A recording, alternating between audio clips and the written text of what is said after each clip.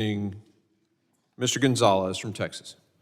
Thank you, Chairman. Thank you, Chairman, for your leadership. Thank you, Secretary Mayorkas, for coming before us. You've had a hell of a week.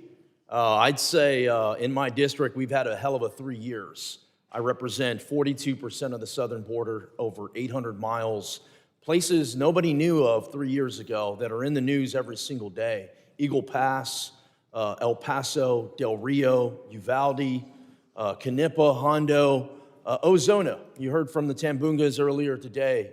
Ozona is 120 miles from the southern border, and yet we're having smugglers going 100 miles through an hour in my district, killing Americans. And what I've seen is this crisis continue to spiral. And I've also seen the politics around it. It's very lucrative for a lot of people to just constantly go to the well. I do not have that option. You do not have that option. A lot of us who are trying to solve this problem don't have this option. This is what I am seeing. I am seeing, and to me, border security should bring this country together more than anything else.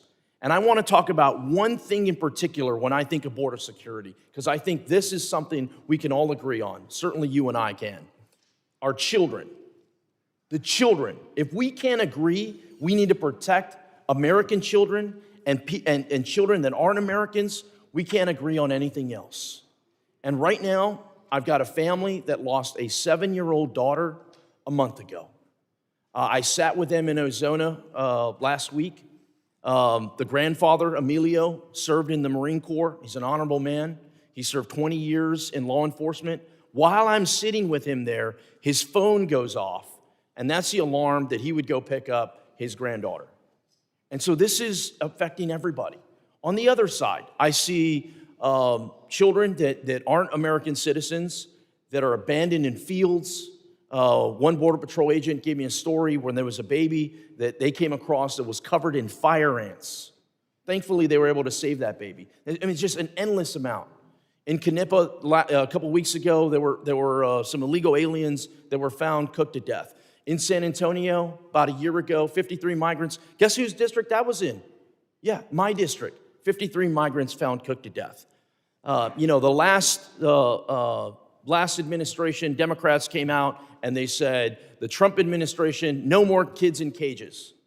I'm asking that the Biden administration have no more kids in graveyards. That's where this is at. And we need help. I spent 20 years in the military. And what I am worried about is this round and round we go, pointing fingers, pointing blame.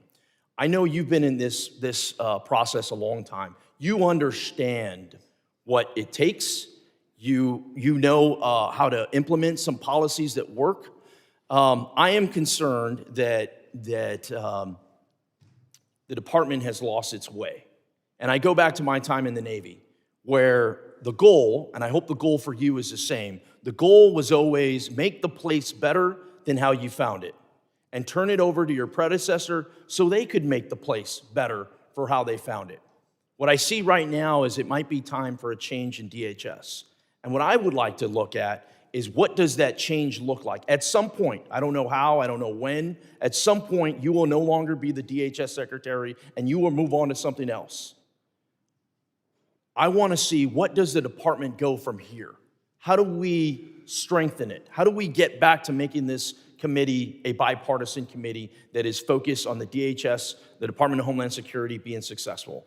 I give a lot of credit to Chairman Green and his staff for working on this border package. I think there's going to be a lot of good things in there as we shake through this, as we go into markup next week. Some things that are very important to me. I think instead of demonizing children, I think we should demonize the cartels. They are the enemy.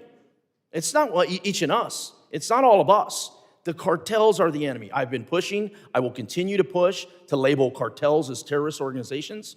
I think it's important that we throw the book at smugglers. You can't just give them a slap on the wrist. We have to throw the book at the smugglers. The Tambunga family, Emilio, he's a quiet man. He wasn't asking for an apology.